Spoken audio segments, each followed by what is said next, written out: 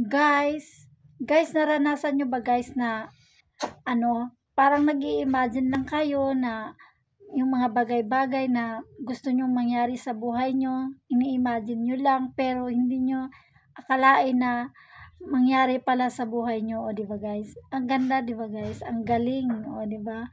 Dahil iniisip mo pa lang yun, nasa isip mo pa lang pero nangyayari sa iyo, di ba? Dumarating sa iyo. Kaya, di ba guys, kahit na hindi mo naman masyadong hiniling, pero nai-imagine mo lang or napaisip mo lang na ganung mga bagay, pero binigay sa iyo, di ba? Ang galing, di ba guys? Yun, naranasan nyo ba yung ganun guys? Kasi ako naranasan ko yun guys.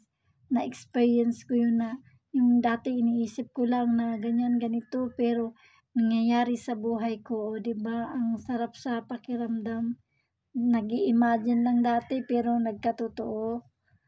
Di ba guys? Masarap sa pakiramdam. Wala pala talagang imposible guys. Wala talagang imposible. O di ba guys? Yun lang guys. Share ko lang yung aking guys. Nararamdaman. Yun lang guys. Follow me for more updates guys. Kung nakaranas kayo ng ganun, pwede naman kayo mag-comment para madalaw ko kayo sa inyong mga tahanan. O, diba guys? Yun lang guys. Follow me for more updates.